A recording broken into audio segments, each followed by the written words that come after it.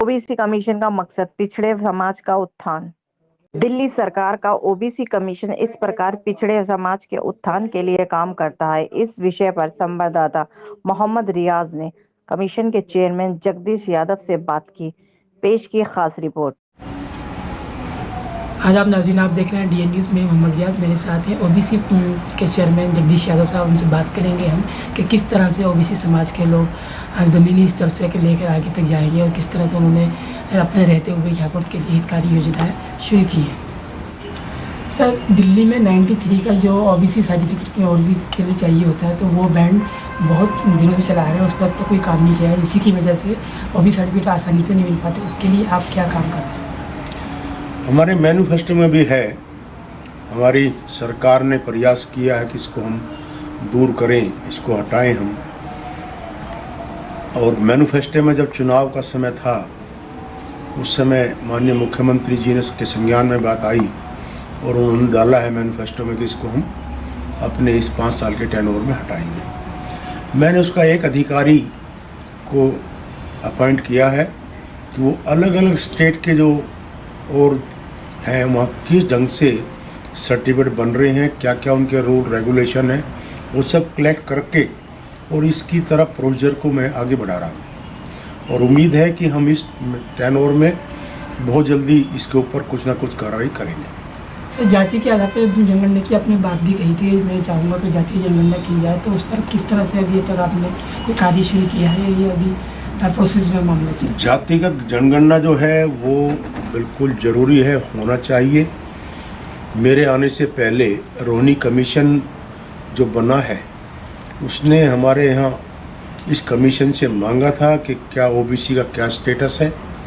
हमारे स्पीकर साहब ने भी कमीशन से स्टेटस के बारे में जानकारी मांगी थी, लेकिन हमारे पास कोई डाटा तैयार नहीं था। हमने सब वो प्रोसेसिंग उसकी स्टार्ट कर दी है और जातिगत जनगणना के लिए कि हम किस ढंग से इसको करा सकते हैं, उस पर हम विचार कर रहे हैं और जल्दी इस पर कोई निर्णय हम लेंगे। सर, ओबीसी के लिए जो हितकारी योजनाएं चल रही है, उसमें कुछ नया कुछ किया गया है या वही अभी जो चल रही है? हमारे यहाँ कोई ऐसी हितकारी योजना इस कमीशन के द्वारा नहीं होती। वो हमारे SC/ST जो कमीशन है उसके द्वारा जो बैठा है, उनके द्वारा ये सब चीज़ें लागू होती हैं। हम लोग उस पर संज्ञान में लेते हैं कि उसका किस ढंग से वो क्रियान्वयन हो रही है, लोगों को मिल रही है नहीं मिल रही, उसमें उनकी हम सहायता कर देते हैं। हमारे यहाँ कमीशन में तो सिर्फ किस जाति को हम ओबीसी में जोड़ दें, किसी ओबीसी के साथ अन्याय ना हो, ओबीसी की नौकरी में रोटेशन किस ढंग से हो रही है, ओबीसी के जो पद हैं वो खाली जो है वो क्यों है, उसके लिए ये सब सिस्टम हमारा देखने का है, उसमें हम देख रहे हैं। कमेटी की तरफ से कोई बनाया था, ओबीसी बनाया जाता है कि एडवाइजरी कमेटी के मेंबर, तो उनका क्या कार्य होता है? वो क्या एडवाइजरी कमेटी के जो हमारे सदस्य हैं उनको हम बोलते हैं सलाहकार समिति, हिंदी में बोलते हैं सलाहकार समिति। वो मेंबर हम पर विधानसभा से 5 लोग हमने नियुक्त किए हैं। इसमें तकरीबन सिफारिश हमने विधायक जो है हमारे उनसे ली है, क्योंकि विधायक जी के साथ तालमेल करके वो जो ओबीसी के लोग हैं उनको क्या क्या सुविधा मिलनी चाहिए उनमें वो सहयोग करते हैं। और वो जाके ज़मीन पर जाकर बिल्कुल एक एक एरिए में गरीब मोहल्ले में जाकर काम कर रहे हैं और उसका नतीजा बहुत अच्छा हमें मिल रहा है।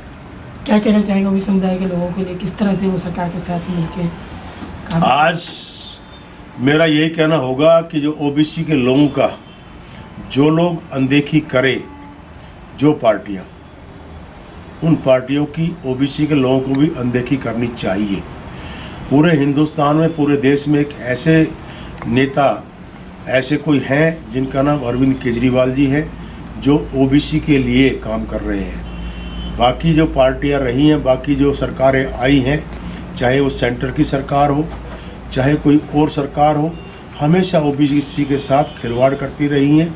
और एक ही नेता का नाम है, उनका नाम अरविंद केजरीवाल जी, जो मुख्यमंत्री दिल्ली के हैं, जो ओबीसी के लिए हमेशा काम कर रहे हैं। फ्री बसों में सवारी, गरीबों के लिए 200 यूनिट बिजली, पानी, ये महिलाओं को उनको एक पेंशन, हेल्थ पे अच्छी एजुकेशन, मंडल कमीशन आयोग की जो सिफारिश आई उसमें 2 चीज़ की बात थी कि अच्छी शिक्षा और अच्छी नौकरी, दोनों चीज़ पे जो काम कर रहे हैं वो हमारे अरविंद केजरीवाल जी कर रहे हैं।